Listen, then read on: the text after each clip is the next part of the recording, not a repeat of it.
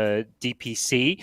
But fourth place in the lower division sounds bad, but it was a very close series, and they were in that kind of upper echelon of teams. 3 teams finished tied second with a 5-2 record, while Phoenix Gaming took first. So, I look at this MagMa and the games I've seen of them during that Chinese DPC. Their mid laner, very flashy. I think he's one of the players to watch. And I think, they come in as underdogs, but it's kind of that new young team look where they don't have players who played at those big tournaments before, so they're going to be hungry. They're going to have a lot to prove. And they're probably not feeling too much pressure considering there's very low expectations for them going up against Elephant here. Sometimes having minimal pressure on you is a space in which you can thrive, especially if they don't have that veteran status on their team. It's a lot easier to keep a cool, calm head when you don't feel that you have pressure to qualify or to play out of your mind. But we are into draft here, and we're going to see an Axe band and a Lion band coming out of MagMa in that first phase, along with an AA pick and a Puck pick. Then over on the side of Elephant, they're going to be doing a Death Prophet and Nyx band with a Dragon Knight and Mirana pickup. I really like the Nyx band. I feel like I've absorbed a bit of Black's PTSD from some of the Nyx games, but it also feels as if Nyx is one of those heroes that it's not overrated, right? He is really good. It's worth paying attention and banning him. But then the DK and the Mirana pick as well. But Ponlo, walk me through MagMa's AA and Puck pick for the first phase.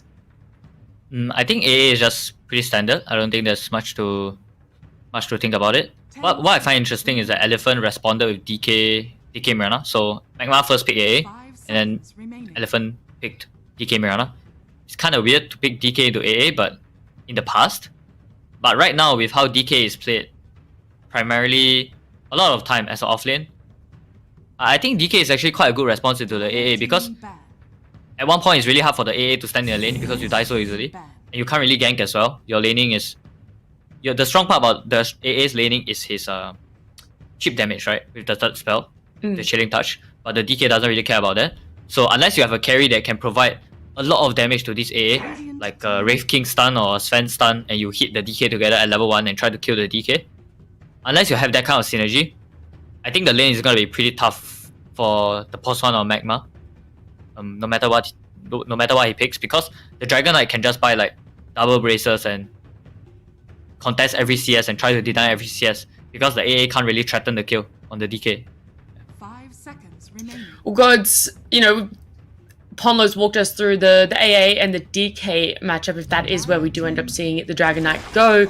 But the Mirana, is that just one of those ones that it works well? It tries to deter them from potentially picking a Phoenix support? Yeah, that's a good point. Yeah, Phoenix has been one of the most picked heroes, so definitely as a Phoenix deterrent, and I think it's just a really good lane synergy with Dragon Knight. You've got a setup for Arrow. I think Mirana, when you don't have a setup, never feels good. Even when sometimes you've got the best Mirana player in the world, they can sometimes find an arrow here and there, but you want to set up. And I think a big part of why DK Mirana is good is they see this AA. There's no save. Often the save against DK Mirana comes from the 5 position, the Abaddon, the Oracles. So none of these heroes will, at least right now on the MagMa side, save you from an Arrow Dragon Tail combo. And then the Puck coming out first phase as well. Is that just hasn't been banned? We really want to play it. Let's pick it now, just in case it gets banned next phase. Yeah, it's Puck into DK. I don't know. How do you feel about that one, Ponlo? Not feeling too hot. And what? Io Gyro time? We saw one game of Io Gyro in Southeast Asia. Fnatic first 2'd it, and they crushed the game, I believe. And then we never saw Io again. They were just like, we did it. We proved it's still a good hero. Let's move on to something else. All I can say about this MagMa draft is they came into this prepared. Prepared well or not, we don't know. We'll have to see. But they came into it prepared. Like, these are not heroes that you don't pick Puck into DK as a reaction. You pick it with an intent. I think they had a very clear draft they wanted to go for, and they felt like this Puck was super important for them in this system that they were gonna draft. And then they third pick an IO into seemingly no reason. So it's gonna be interesting. So the IO isn't necessarily picked for anything on Elephant's lineup. It's just picked as a preemptive setup for where they want to take their draft. I believe so. Okay. Usually it's the Interesting. pairing, whether it's the carry, which is traditionally the IO gyro, or like, at least more recently, or sometimes you see the offlane combos, but that's kind of more like I don't know, a couple of years ago. I feel like the offlane IO pairings aren't a thing, but Oh. maybe IO Slaughter, maybe they're bringing it back. They're going for some 4-position IO playing in the offlane rather than the safe lane IO gyro. Well, I love it. The IO seems to be pretty flexible, has somewhat opened them up to a few possibilities for where their draft is going to go. But let's look at Elephant. We haven't talked about this Nature's Prophet or the Elder Titan yet, but Ponlo, synergy-wise and reasoning-wise, what are those two picks? I think because Elephant are second pick, right, in this match, in this game, they pick a DK and a Prophet, and both those heroes sort of can flex to other lanes. So it's very useful for them because they can last pick a hero and it can be anywhere. So it's hard for MagMa to draft against the lanes.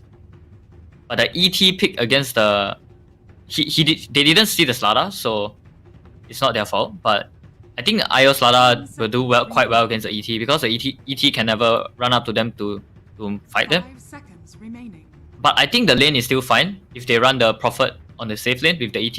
I think they should still do pretty good against the Slada IO because Slada IO they can't really go onto the Prophet, right, because of the range. Elephant still ban out the gyrocopter here. Yeah, I think they're thinking the same wavelength that you guys are with that IO. But I want to get a little bit more clarification on what you meant by the fact that you say Elder Titan can't run up to a Slada IO lane. What do you mean by that one? Because once you are level 2 on the Slada and you are level 2 on the IO, you have this Theta overcharge and bash stun. Anytime the Elder Titan runs in front, you just overcharge and you go onto the Elder Titan. And because of the overcharge attack speed, the Slada gets to bash the ET and then stun and then get another bash. And they can just keep chasing the ET. So the ET needs to be really careful in the lane. Right, there's just a lot of potential to overcommit per se in lane, which isn't going to be very good for them. But MagMa picks up Wraith King to round out that draft. GoDz, is that something you were expecting to come out? And what are your thoughts on it? It makes sense. It's very much a draft where I feel like MagMa have purely drafted for the lanes. You know, it's like, okay, let's just run a puck mid. It's a good mid lane there. IO plus Slaughter. That's a scary offlane duo they're not going to expect on the Elephant side, perhaps. Wraith King AA, this has been a dual lane and the safe lane that's been picked over and over. It's usually the go-to carry for AA, at least if you go back a couple of patches, because you have a setup for the cold feet.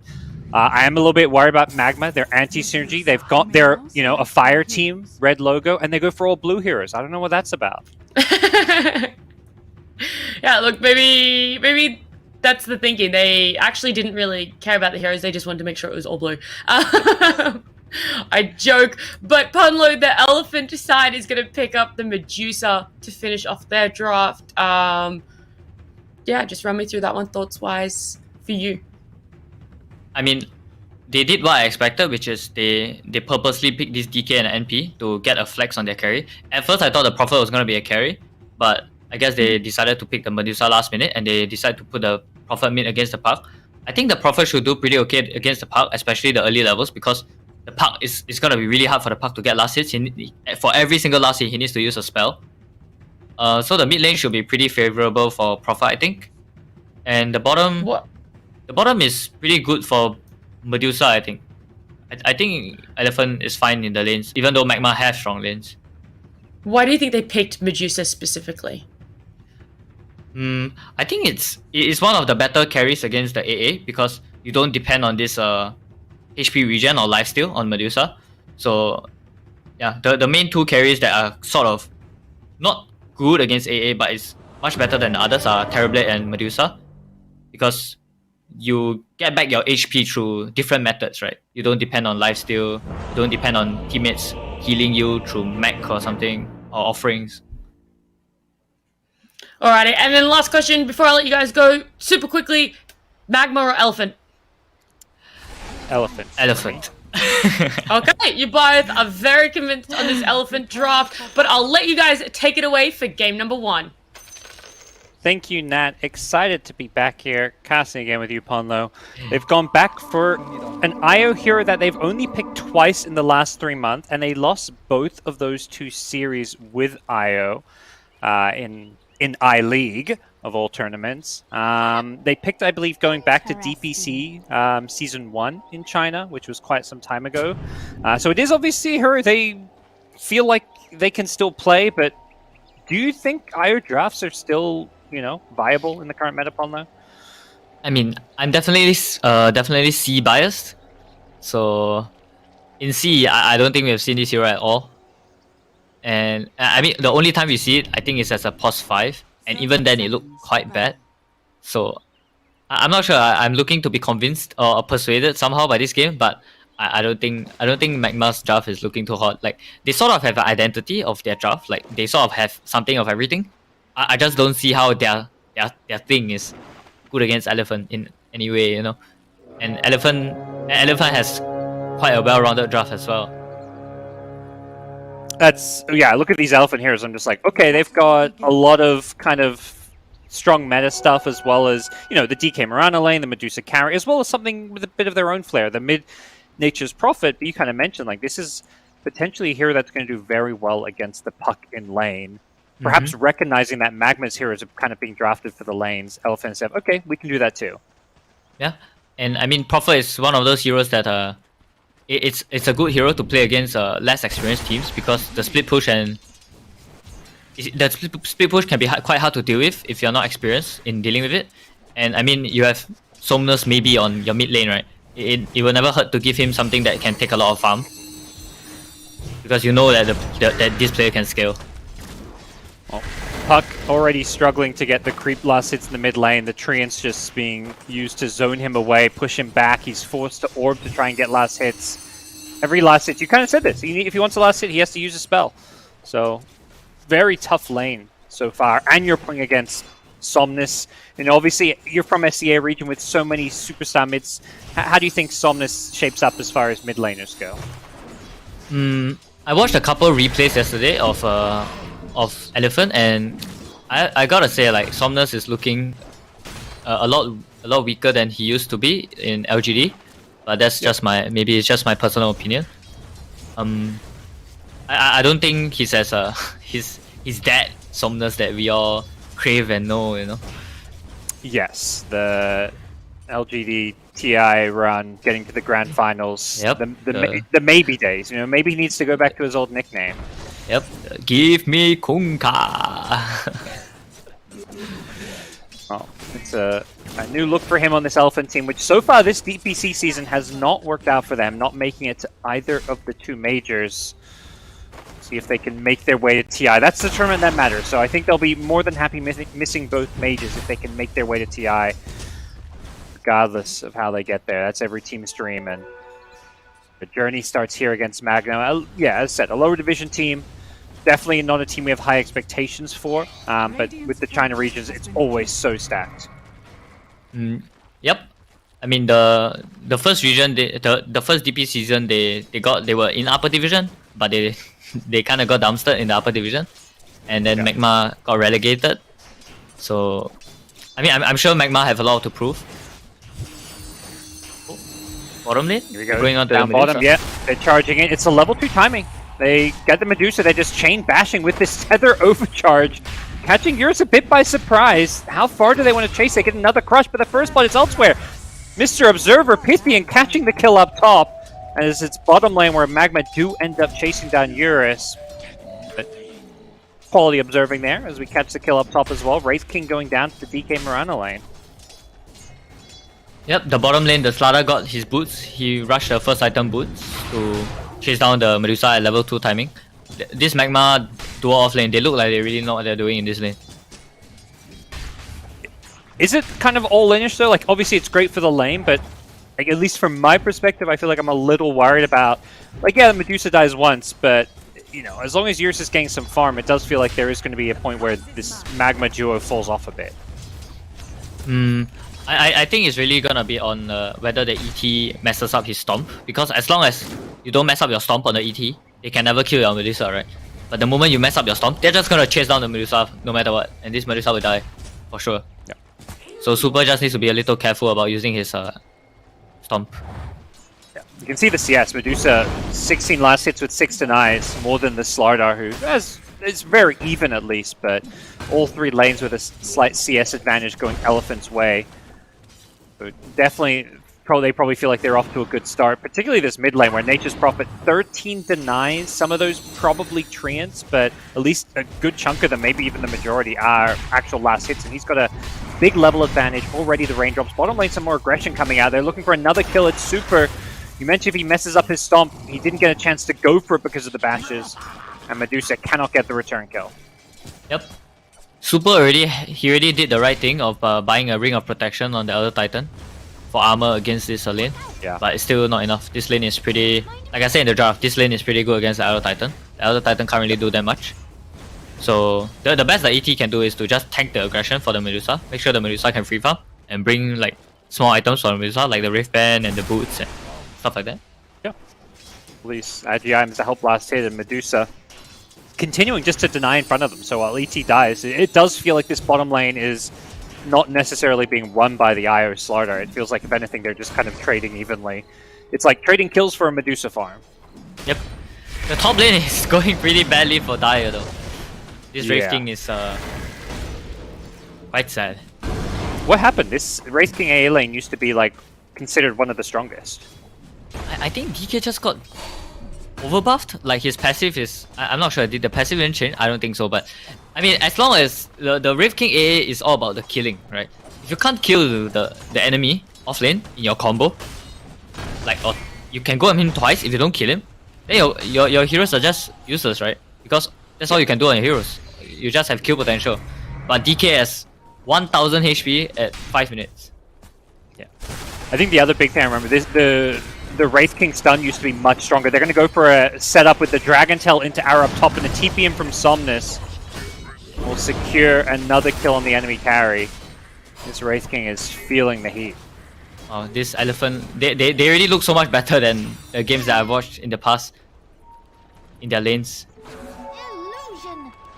How much is that is them playing better, and how much you think is maybe just their opponents being a bit weaker than some of their upper division opponents? I don't think skill-wise that I don't think the skill is the reason why things are the way they are this game. I think it's mostly on the draft and what the draft gives them. So I would say, if anything, Elephant drafted really well in the lanes against this against MagMa, and MagMa sort of stuck to their guns of what they wanted to do, right? They looked like they really just wanted to pick this puck. They wanted to pick this Slada IO, and yeah, it just sort of felt like no matter what Elephant did, MagMa were just gonna do whatever they wanted to do anyway. Well, Coach ROTK showing up well prepared, perhaps, for the Elephant squad. I mean, a roster that's not just stacked with in-game players, but the coach as well. Elephant going for an early tier 1 tower push. Arrow coming in, going to catch the Wraith King behind the tower. Immediate TP from the puck, and they see that one, so they just say, okay, let's get the hell out of here. Pretty rough stuff for MagMa. This tower is gone. Yeah, they'll probably get a deny, but I don't imagine they feel good about losing this tower. Usually this is a tower trade, and there's what, IO Slider. I guess there's no way for these heroes to push the tower. Is that correct? Yeah, I mean the Medusa has a lot of capability to push out the lane, unlike Wraith King IO. Wraith King AA. Wraith King AA don't really have anything to clear the lane fast. They have no spells to clear the lane, so yeah, I mean right now this Wraith King is gonna struggle a lot because he doesn't have a lane to farm anymore. It's gonna be quite hard for him to stay in the lane because Radiant can just bring up the Prophet anytime. Maybe he can just TP top with the ulti and the Prophet. Oh, okay, is it? Yep, it gets found. There's the stun setup, the Breathe Fire to finish off the kill. Easy pick off for this Elephant offlane duo. And unfortunately, Ponlo, I've got some more bad news for MagMa fans. There might not be many here in the English chat, but probably some. There's a lot of Ancient stacks for this Medusa, and I don't see many stacks for this Dire side. They don't have heroes that really farm them well. This Medusa is going to be falling back and getting Omega farmed. Yeah, MagMa's, like, to me, like, MagMa's only hope right now is to really snowball off their bottom lane. They need to somehow rotate down here with 4 heroes and get a big kill on this Medusa and somehow take this tower. But they already lost the siege creep because it's already 8 minutes, so they might have to do the move at around 9.5 minutes to make use of the 10-minute siege creep to take the bottom tower. Or this game is gonna be rough. Yep. They're doing what they can. Slardar definitely, in good fighting shape with the treads plus gloves. Even though he's got a Midas queued up, he's got 3 points in the bash with a lot of attack speed and Io backing him up. So we'll see if they've got a way to take those fights. Elephant is just gonna start pulling ahead in terms of the economy because this top area is just it has just become a red zone for Dire. Like they can't go into this top side of the map because all of them can die to this DK plus Prophet plus Mirana. Tower is under attack. And I'm sure the moment MagMa try to go for the bottom tower, Elephant might just TP the DK to mid lane and use the Prophet to take the mid tower. And I think if you're Elephant, you're pretty happy with trading the mid for the bottom tower. Yeah. Radiant's bottom So tower is under do you think Elephant don't even care about fighting into this Slaughter who's pretty strong right now? They'd much rather just trade farm? Yeah, I think so. I think it's quite unwise to take a full 5v5 at the bottom lane for Elephant because I think realistically that's your biggest shot at losing this game. I think what you want to do as Elephant is to delay the bottom as much as possible because they're not even pushing with a siege creep, right? Right now, look at the tower. It's just some creeps plus the Io plus the Slada. They take the tower really slowly. Well, we're trying to take this one, but the DK is there with the Dragon Tail set up. The Io heals are not going to be enough. That's the Slaughter. That's the important hero we're talking about. Brought down, and the poor Io finds himself getting TP'd on by a Nature's Prophet. And it's going to be not just a tower defense, but multiple kills going Elephant's way. Yeah, the mistake there was that the Puck was actually showing mid when the Slada was doing those things at bottom. You can't be like under a tier 1 tower at bottom while your Puck shows mid because your opponent knows that there's no way your mid, the strongest hero on your team can't connect. So they will just TP over a DK and kill your Slada. And now the Slada is gonna feel really sad because he won his lane but he died. Night Shadow being used, although they were, I believe, inside of the bottom lane, so it does seem like Elephant just going to back off. The Puck wasted his TP as well. Oh, yeah. Yeah, so... As far as Puck goes, it feels like this is the Puck's time to really get active, right? Yeah, I really think they need to make use of this time in siege. Relocate mid. They want this Nature's Prophet, the self-sprout, but they get the vision inside. Puck jumps in with a Raining Rift. The arrow can turn around, though. Could put some problems for this Slada. Is the damage going to be there? It doesn't look like it. And there's a relocate out, so good use of the first relocate, it feels like. Yep, it's a good kill for money, but like look at the towers, right? There's no pressure on the towers at all. The middle siege creep is dead for MagMa. The only siege creep they have left is bottom. Oh, they have top as well, but top's one kind of useless. I wonder if MagMa is just gonna go bottom right now to try to take this tower. They really need to open up the map because their heroes, their Puck and their Slada, top tower is under attack. they don't really like to farm jungle. You want to farm lanes. So you already don't have a top lane. You kind of need to open the bottom side of the map. Now Wraith King doing the best he can just to farm up the jungle. Luckily he's had some alone time, so getting close to that armlet in the jungle, but he's still bottom net worth as far as all the core heroes are concerned, and it's top 3 all on the side of Team Elephant. Xerus continues to farm his way through the jungle, so definitely problems for MagMa. They're going to hit level 6 with AA, so now, I mean, it feels like whenever they have their ultimates, the coil into relocate with an AI plus, they can kill whoever they want. The bigger issue maybe is that they can't push towers. Yep, which is why I so heavily emphasize the 10-minute siege. So right now, MagMa's just gonna smoke, right? Because they can get kills. But I just don't see where their big advantage comes from. Because look, the Medusa is still farming, the Prophet is still farming. Maybe the Mirana dies to a coil, maybe the ET dies to a coil, maybe DK dies to the coil bottom. But as long as the Medusa and the Prophet are free farming, the Elephant are fine. Alright. Well, here comes the move towards the bottom lane, perhaps. I say perhaps because this is the Io Slaughter. They can relocate wherever they want, so... Feels like Puck could just be fishing around the mid lane, you know, a coil into Ice Blast play. Always have to be wary that just because you see the Io Slaughter doesn't mean that's where the aggression is going to happen. And MagMa are going to smoke up. The AA plus Puck head towards top. That's where they see Eurus on this Medusa. This would be a nice kill for them to get. Eurus should know. This is pretty obvious coming out from MagMa, I think. Yeah. He's backing off, and instead it's going to be something they find. There's the Ice Blast. Let's say they relocate, but I'm not sure they need that one. The Puck AA having the damage. Oh, they're going to kill bot though. Elephant smoked up. Oh, yeah. They're waiting for the relocate to come back. They're trying to find it, I believe. Where is it? They found it. Slada, he's found himself with an Earth Splitter. Dragon Tail arrow waiting for him. The damage isn't going to Fine. be enough with the 6 charges. The mech on the IO! It turns it around! This is huge for MagMa. The puck showing up with the TP in as well. They've kept Slardar alive. I don't know if they knew that IO had a mech there. That was a huge amount of heal. Plus the 1 charges. Great play from MagMa. Yep, their biggest source of damage on Elephant right now is actually the Nature's Wrath, the ulti on the Prophet, and the Prophet was dead for like another 10 seconds while they went on the Slardar. So just that bit of damage could have made all the difference, but yeah, huge mech from this player called Mian Mian. Alrighty, well MagMa, they finally get that bottom tower. They, you know, earlier it felt like they needed the siege creep, but what they also needed was just to get a few big kills. An Elephant forced to leave that bottom lane. They still have a decent sized gold lead, and luckily Medusa was the one, not the one who got ganked with the smoke rotation up top. We'll see if Elephant have a next play. They go in with a blink, Dragon Tail, no That's arrow. okay. Okay, there's the arrow. Oh. Okay, bit disjointed. Middle tower has fallen. Yeah, but like I said, so MagMa took bottom tower, but Elephant took mid tower. And I think if you're Elephant, you're fine with that. Because bottom lane is... Bottom tower is You can just farm it with Prophet, right? If the lane comes in. If your Prophet feels like he can. Or even the Mirana can sit down here, and you're gonna need to like commit a coil to kill this Mirana. And you're gonna feel pretty bad about it. So Elephants still have a really good way of playing the map. The Elder Titan just needs to block the smoke for the Medusa right now. And yeah, Elephant should be pretty glad about how the map looks. Yeah. Do they have, I mean, the Wraith King versus Medusa, you know, generally melee carries don't do too well against Medusa, but what are their options as far as beating a late game Medusa who's free farming? Late game Medusa who's free farming, no chance. But Okay. if the Wraith King is like 1 item ahead of the Medusa, absolutely the Wraith King can beat the Medusa. Because you have the minus armor as well. So you just amp the Medusa and you beat his ass.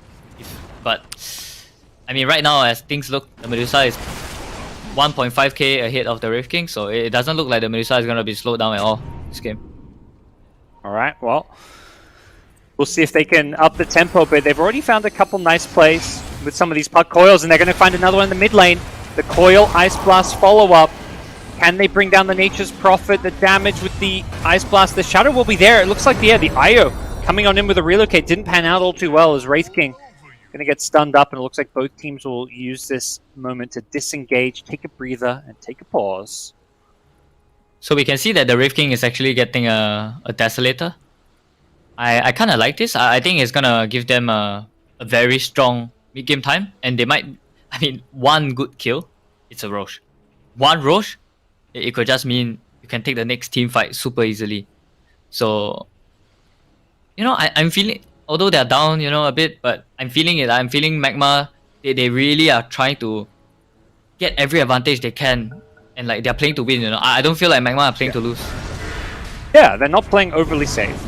Yep. And it does seem like they have a clear strategy. It's perhaps with how the game looks right now, it feels like the weaker strategy, but it's there is a pathway for them to win this game. If they can hit their item timings, find some good pickoffs, secure a Roshan, take a few more towers, this game is definitely not hopeless. We've seen the turnaround potential with this IO heal bomb, and that's something where FY's Mirana going for this Yule Scepter will be some time before a Spirit Vessel is online. Yeah, he doesn't even look like he's going for the Vessel. I mean, the Elder Titan has a Sage Mask and a Ring of Protection. Okay, never mind. The Mirana bought the Vessel. Feels like that's Going line they for it. maybe needed. Yep. Surprised But to yeah. see the Yules. I feel like they're not lacking Disable right now. I mean, they have the Stomp and the DK, but maybe he just thinks that it's better if he buys the Eels against the puck, so he also can set up on the puck, and it's not just the DK. But I mean, personally, I think I would have went for the Vessel. I don't think I would have bought the Eel. I think it's like super greedy, but it's FY, you know. So I was thinking just that. This guy, known for his Rubik plays, he likes the flashy heroes, the heroes that can pick up a bit of farm, and you know, Yules Mirana, you're thinking I can make some plays by myself. Vessel Mirana, you're thinking, you know, I'm helping out my team. yep, 2-man smoke by MagMa again. They smell blood. Here we go. MagMa Yeah, making their move towards top. It's this constant relocate threat that you have to respect on the Elephant side. Iron Slider waiting in the trees, not looking to show themselves, so Mentor Rift King's, Master and Elephant should expect this. Yep, it's pretty obvious. Rift King's Deso is also coming out, so one big kill can just mean Roche for them. Dire's top tower is under attack. Camp the top bounty rune, they'll secure that one, pick it up. And looks like neither team will find any kind of action off of this one. Still camping on this high ground. MagMa with their high ground advantage. They may find Eurus walking into them. They see the Medusa. Can they kill the Medusa? He's dead. He comes to relocate with a coil. Ice He's Blast a follow dead up. man. And yep, that should be a dead Medusa. This could be the kill you mentioned. The Wraith King's It's here with just the Roche. Desolator. They, yeah. That's pretty sloppy, man. Not gonna lie, by Io- Elephant. Io, and he relocated from the tree, so they couldn't find the Io. They knew Io was Oh. somewhere bottom, but he played That's so it so smart. well. That's so smart. They were searching for him. They're like, where is this pesky Io coming back to? Mian God. Oh, This guy. he's well versed on the old Io spirit. The IO technologies. Arrow will come Oh, out. the arrow! What? Oh my god, it's FY? stole Roche. You thief! FY god. Dire's bottom tower I mean, is under attack. That's just luck, but you know, he needs to go out and buy a lottery ticket. He's just scouting Roche, and no one wants to get hit by it, so they sidestep and it just steals the last hit. Nah, that was 100% skill, guys. If you're not 10k Yeah. MMR like FY, this is why. This guy's Yeah, been but- in many a TI finals. but- Calculated. Honestly, that was really pretty sloppy by Eurus, I think. I think that was that was pretty obvious. So it was a huge kill. It definitely gave MagMa a big way to play this game right now, I think. Like because of this Aegis on the Wraith King, like he can just run into the fight right now. He's not afraid of anything. He has 3 lives. This Wraith King has 3 lives. What is Elephant gonna do to this Wraith King right now? They have a huge timing. Well, we'll see how MagMa make their play off of this. Unfortunately, gold-wise, they're still behind. Stuff like that, Roshan, all the gold, it's all adding up. Plus a free farming Medusa, of course. But as far as you look at the net worths of the core heroes, and it really is just the Medusa where the difference is. All 3 of their cores are pretty well farmed. So, I and think also that- the Mirana is crazy farmed. Yeah, FY is actually going for a Lotus instead of the Vessel. Okay. Against You know- the Corrosive Haze. I'm Is really that the main afraid for... Yeah, it's definitely for the Corrosive Haze. I wanted to say I'm really afraid for Elephant right now because I feel like right now they really lack damage. They really lack damage to deal with this Wraith King and this Slada and this IO Mag. Like, look at their heroes, right? This ET, his aura is useful, but they don't really have damage to use his aura, you know? Their main source of damage comes from the Medusa, but the Medusa doesn't have that much damage. All the Medusa has is a Skadi and the Manta. The Medusa hasn't bought his big damage item yet. Elephant's debut in the TI qualifiers, you know, a team many people predicted to advance, you know, just on name value. Everyone's just like, yeah, sure, their DPC Season 1 was not great. Okay, DPC Season 2 also not great, but surely, now they don't have to play against, you know, IG, LGD, Vici Gaming, Astra. You have to these play against teams- MagMa. Is under Yeah, attack. exactly. The expectation was things would go differently, Scanning. but so far not the case. Yep, MagMa came prepared. Like, look at the way they're playing. They really look like they know what they're doing in their job, right? I feel like they're always on the right parts of the map. They get the proper smokes. They relocate. They get good kills. They relocate from the right place. They don't get caught out. They buy the right items on the heroes to hit a timing. I hope they do a lot with this Aegis, but it does look like he's gonna die. Up top, gets Never the jaunt mind. away. Blink as well. They're fishing. FY needs to go for an arrow, but he won't find it. As DK didn't know where to blink to find the path. Good place. Coming in from Dust. It's quite bad for Elephant that they failed to kill that guy with 5 heroes because now their lanes are gonna be pushing in and they have so much pressure on the map to deal with. Mid lane, bottom lane.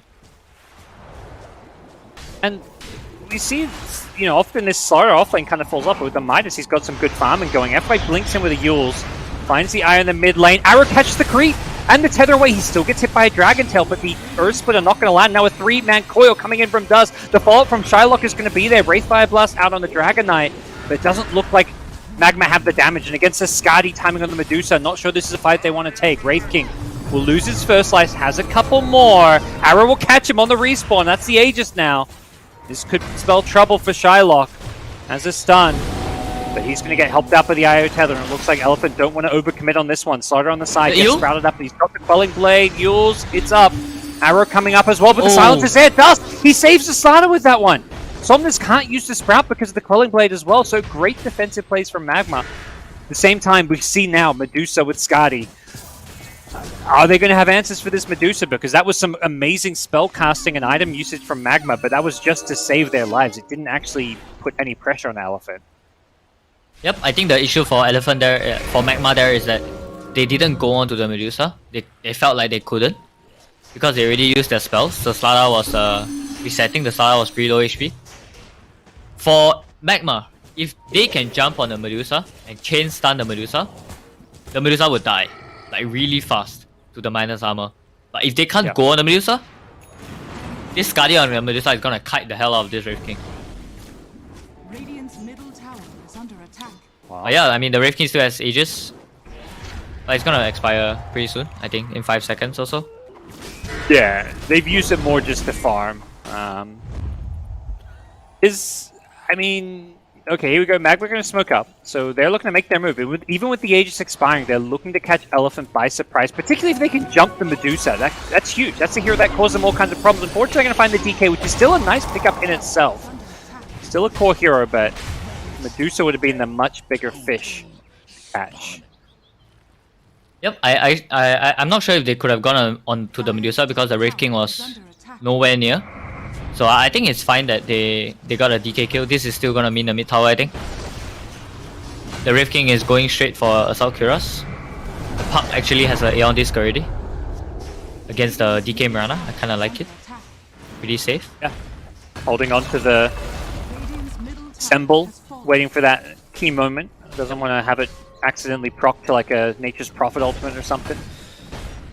And Shylock needs to be a little bit careful on the Wraith King. Farms enemy neutral camp. If that stomp hits, that could get a little messy for him with the Skadi Medusa slowing him down. And yeah, has the completed Assault Cuirass coming out now? If there was a time to win this game, I think it should be around right now for MagMa. You cannot let this Medusa finish farming this Daedalus, or it's gonna be rough. Like this Daedalus on Medusa, Lotus. Oh, FY actually went back for the vessel after the plate mail. He bought the plate mail for the Lotus and then he decided to go back for the vessel again.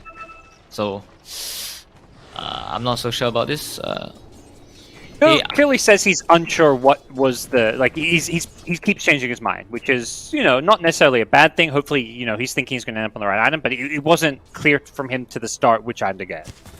Yeah, I'm not so sure. I might be wrong, but right now I feel like MagMa at such a strong timing, and your Medusa is buying a Daedalus. You actually need to buy something to help your Medusa stay alive, because if you have a Daedalus on your Medusa, but they just stun your Medusa, they silence your Medusa, and they throw everything on your Medusa, and you have no Lotus, you have no Force Up, you have no Glimmer, you have nothing.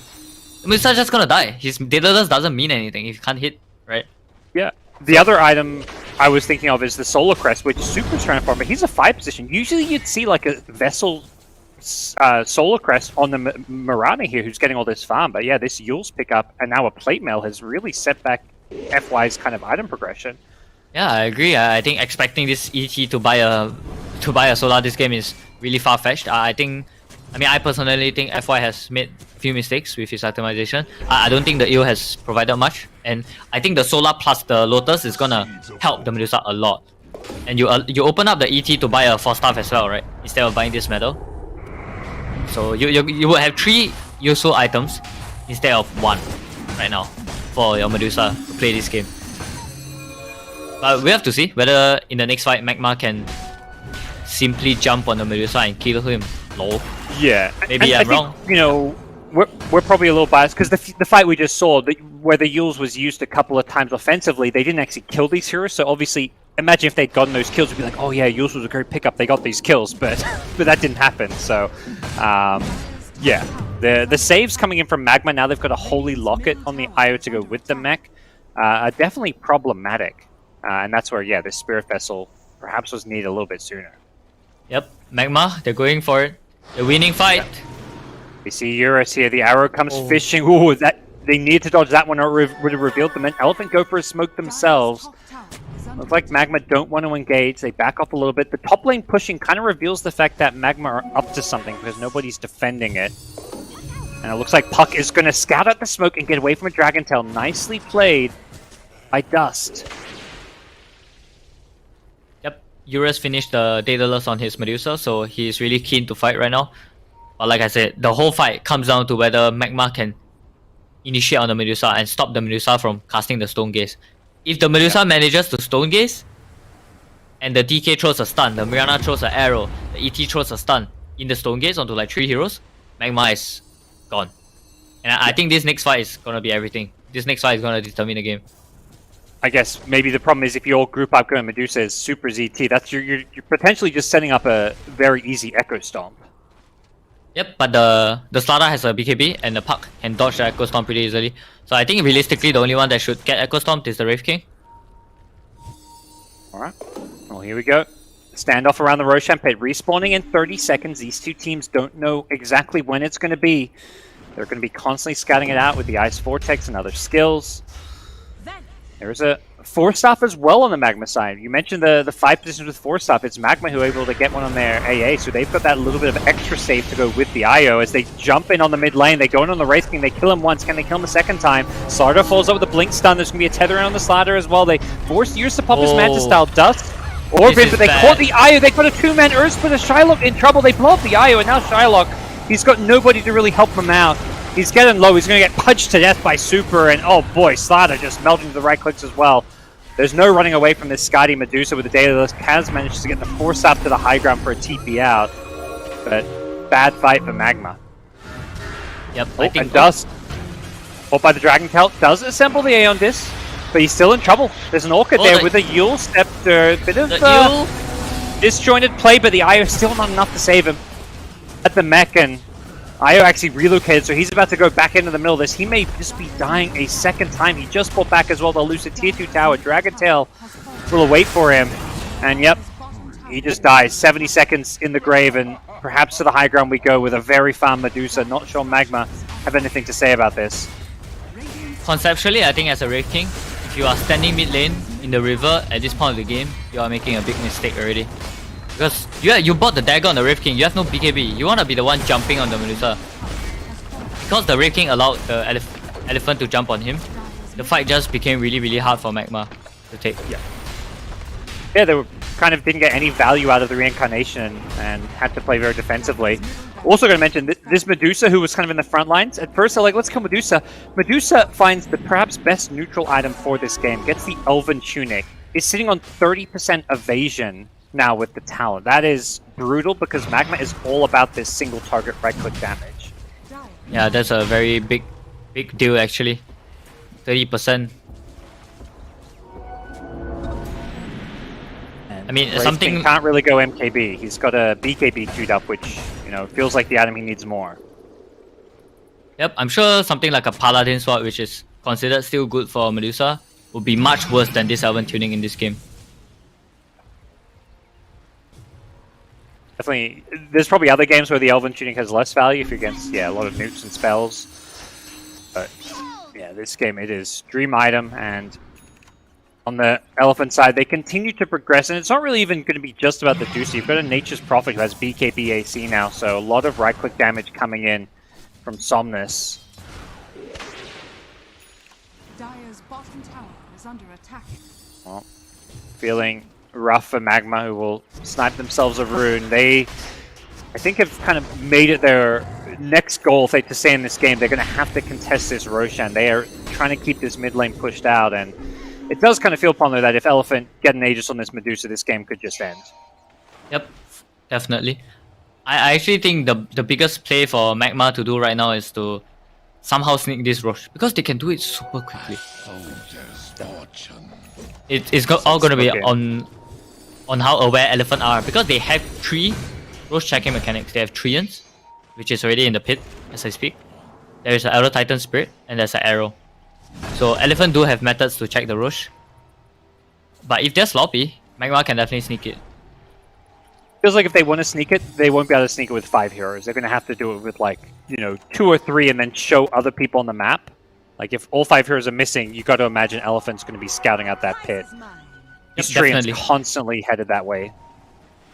Maybe the puck just runs, and once his Aeon Disc is up, he runs into them and makes some chaos. Make them click on him. Speaking of the scouting, these Treants, 5 of them littering the minimap. They're just being used, microed so damn well to scout out everything going on. I love what we're seeing from Somnus.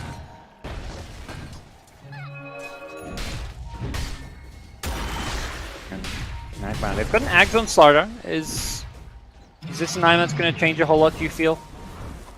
Not really. I don't think it has particularly any big value this game. It gives you armor, status resistance, and HP regen. But I don't feel like their issue is staying alive. I feel like their issue is they need to kill this Medusa. I'm not sure. The Elephant side. Oh. They scanned as well. They know exactly where they are. But Eurus doesn't want to go to the high ground. He shows himself in the front lines. Yang blinks in with the Dragon Tail. They caught the Io. Nice force up will make him get away from the arrow, but the Nature's Prophet is there. And that means a dead Io. Shylock is looking like paper on this Wraith King. So ET's going to buy back to make sure this fight goes away. Nice blink out from the Wraith King. Gets himself back to safety, but Yang is there with the chase. FY perhaps finding a new target. It's going to be the Slardar who is caught in a Sprout, and this time he doesn't have a Quelling Blade. He has to get rid of it. FY is looking for the Yule Scepter, and he's got it. Yule's into Arrow. This Wraith King, no reincarnation for 20 seconds, is in all sorts of trouble. The Dragon Tail isn't going to catch him. The Silence helping protect him, keep him alive a little bit longer, but FY is there with the Starstorm to finish off the kill. Dead for 70, and Elephant say, forget Roche. We've got this game. It's GG. MagMa with a very all-in early to mid-game draft. They just couldn't beat this Medusa in the late game. Yep. In the last fight, the Medusa had a butterfly as well, so Eurus had around 54% evasion against this Wraith King Desolator.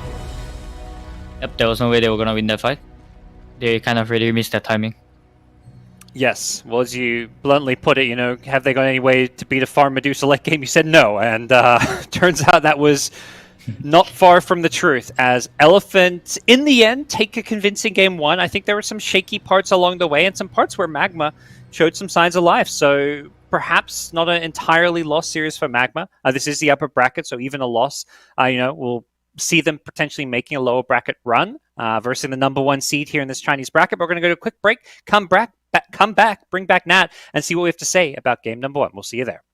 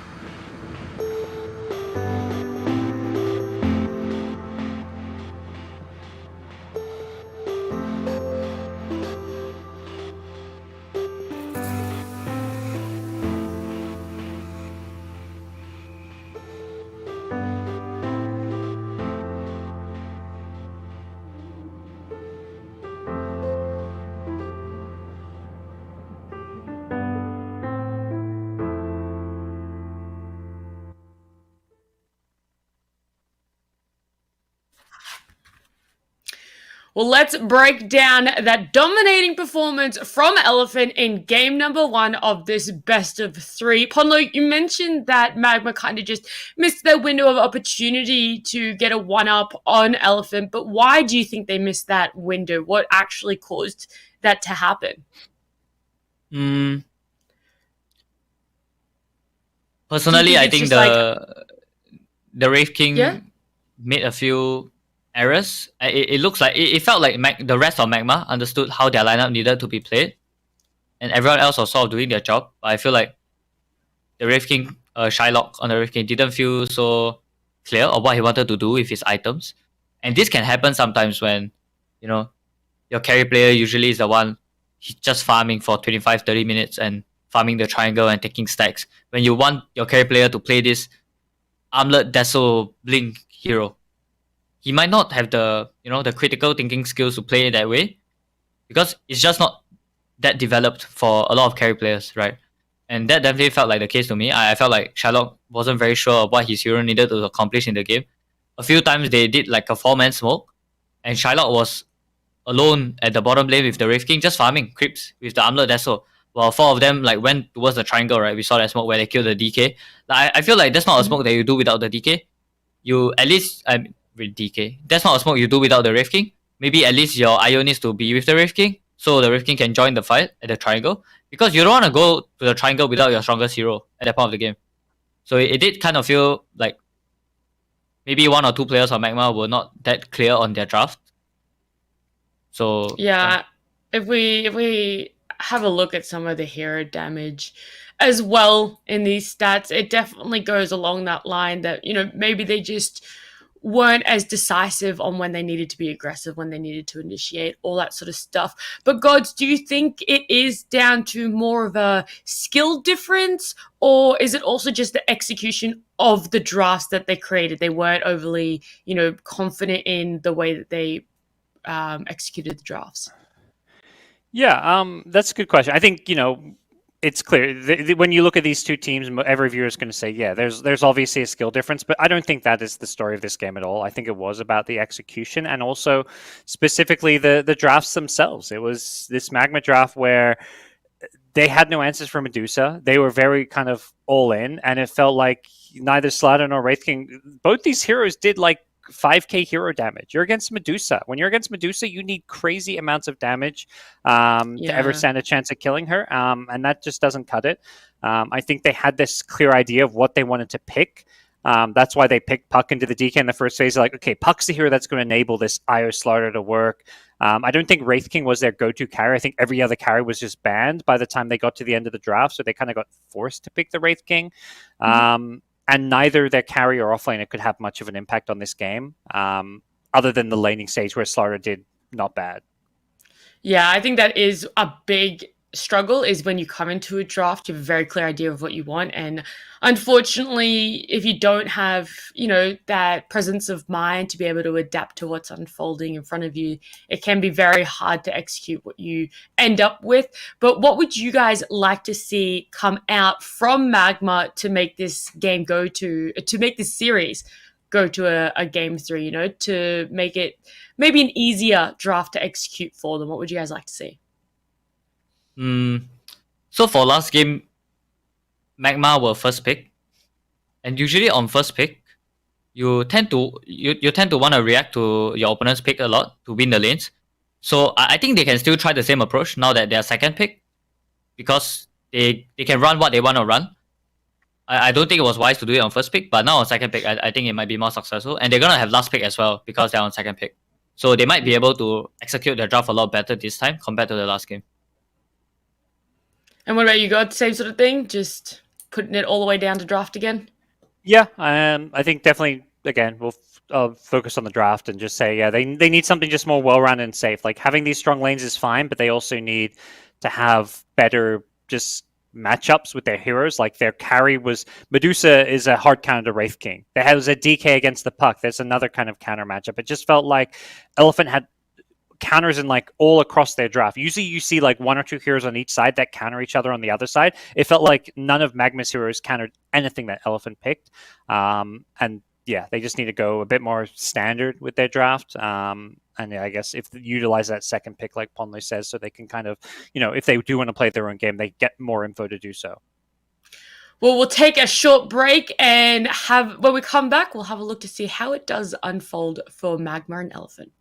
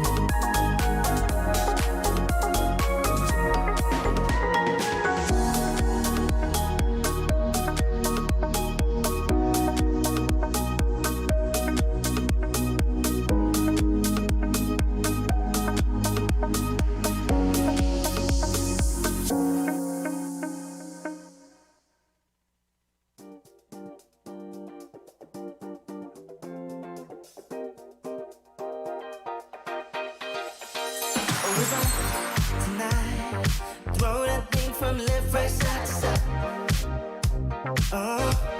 Yeah. All my friends are here. Playing my favorite song right on top. Yeah.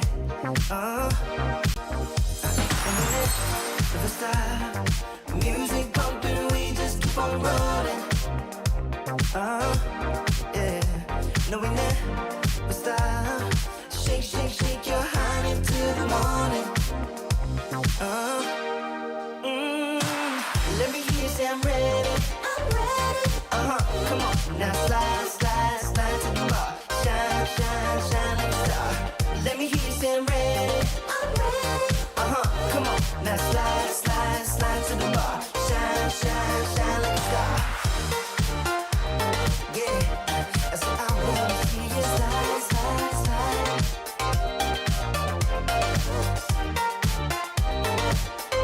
I said I wanna see you shine, shine, shine. Oh, it's on tonight. Throw that thing from left, right, side to side. Yeah. All my friends are here. Playing my favorite song right on time. Ooh, and we never stop. Music pumping, we just keep on rolling. No, we never stop. Shake, shake, shake your honey till the morning. Let me hear you say I'm ready.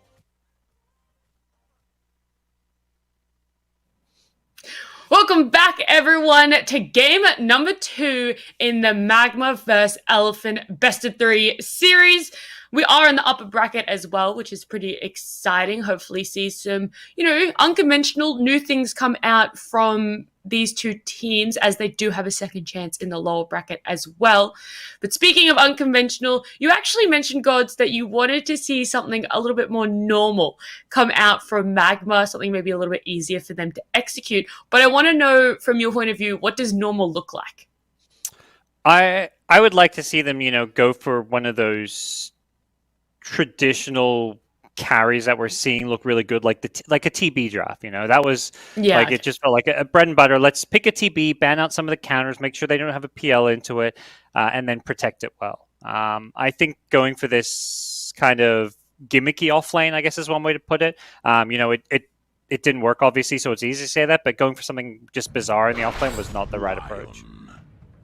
Well, we are going to jump into draft, and looking at MagMa's side, they picked the Mars and the Lion, two pretty, picked heroes that we see quite commonly.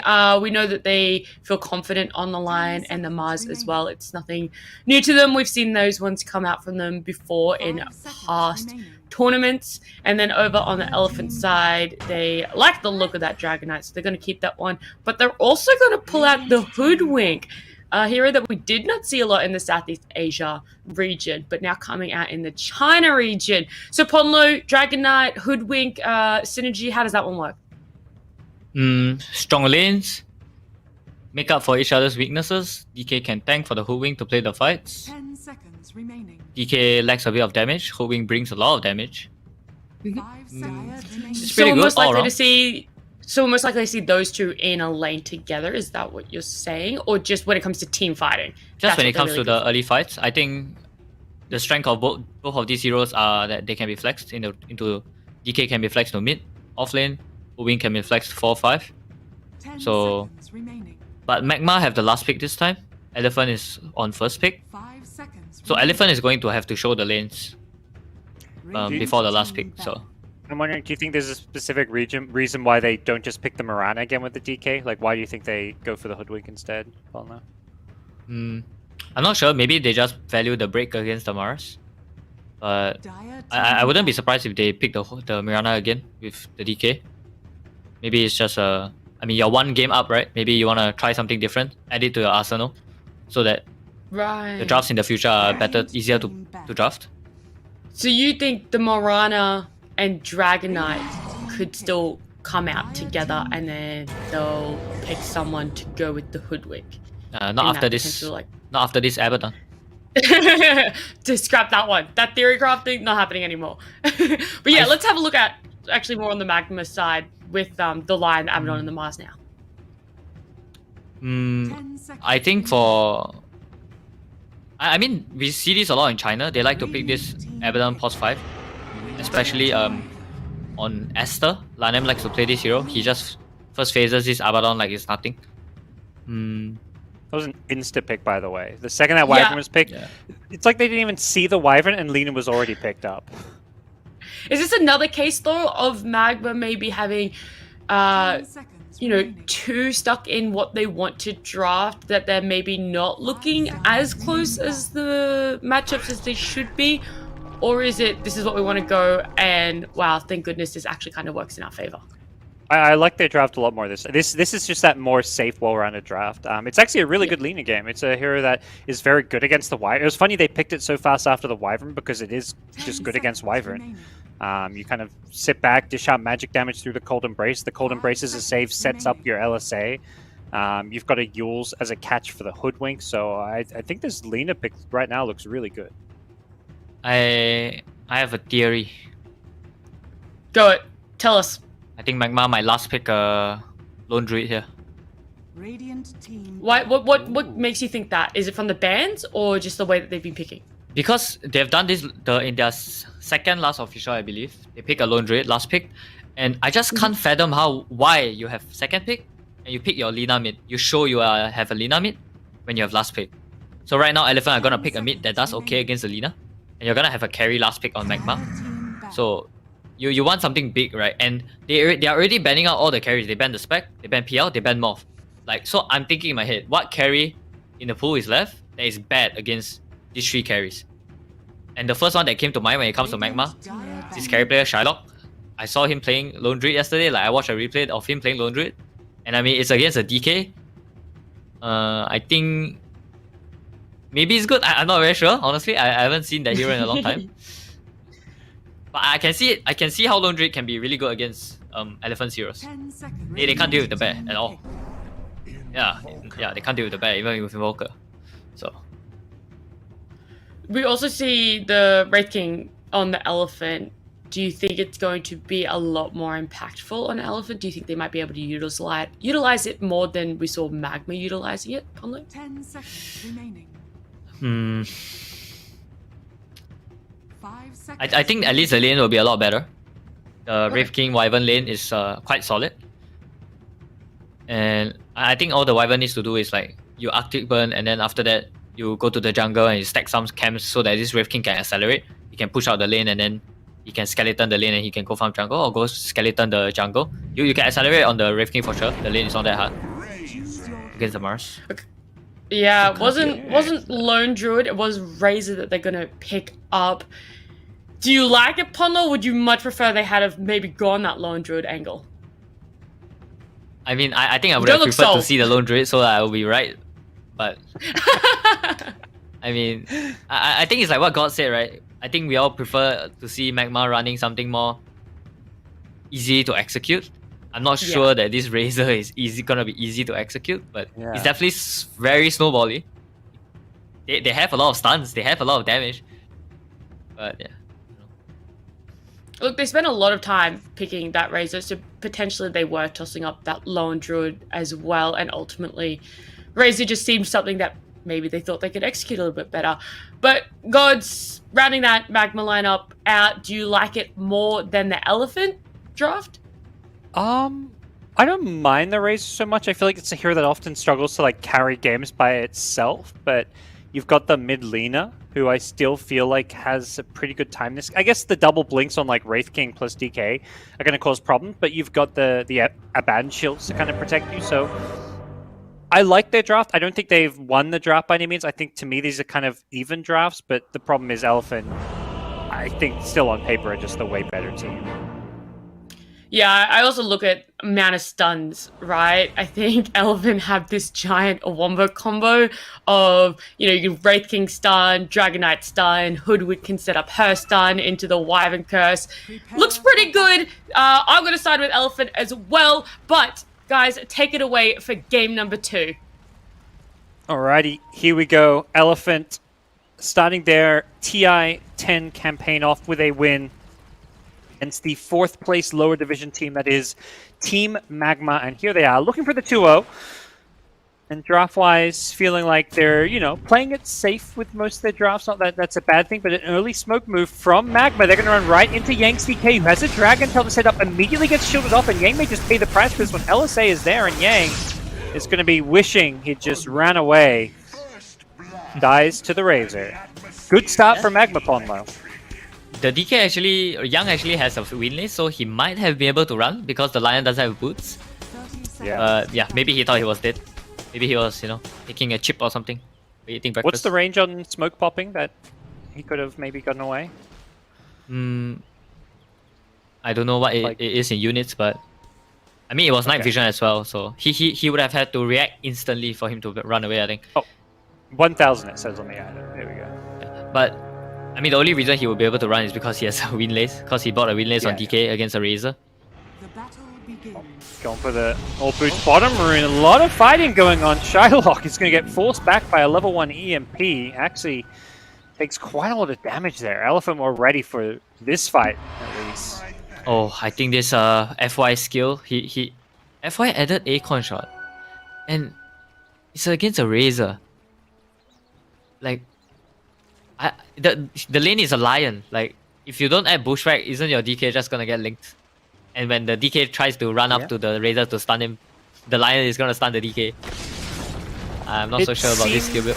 A little problematic. We're going to see a bit there. The Acorn shot does have a bit of a slow. Actually did manage to break that link at least. I imagine Razor with the first blood. Actually goes for Band of Elvenskin, so no early boots or anything. We'll see how this lane goes. As, Razor time was goes a on. little bit far when he started the link. By just using the Acorn shot to secure these range creeps so far. Actually, you know, putting pressure on the on multiple heroes to keep them back. And he's got lots of regen. Tengos and Salve to the Lion, who only has the 1 Tengo left. So a lot of regen being already consumed on the MagMa side. Doesn't look too bad for Elephant, at least. Okay. Not so, I wasn't so sure about that stun. Young just stunned the DK, the Razor, and then he just get linked. Yeah. Pretty interesting. Yeah, right now it feels like they need more regen in this lane. They get another salve out for the Lion, but without that regen, they have to play a little bit more safely and passively. So kind of check in with some of our other lanes, see how things are going. Up top, we've got the Abaddon playing behind the Mars. Usually, yeah, you'd expect the range support behind the Mars. Do you like this lane set with the Abaddon up here?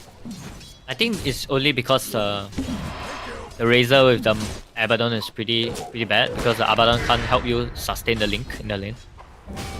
So having a stun is getting low. There's the Bushwhack, and this is going to be a kill. No chance for the Lion to make a play or get the salve off. He will get the revenge kill, but that's the carry going down, so you're happy about that if you're Elephant. Yep, MagMa is definitely slipping up in the bottom lane. They definitely expected to do very well in this lane. That's why they ran this Lion Razor bottom.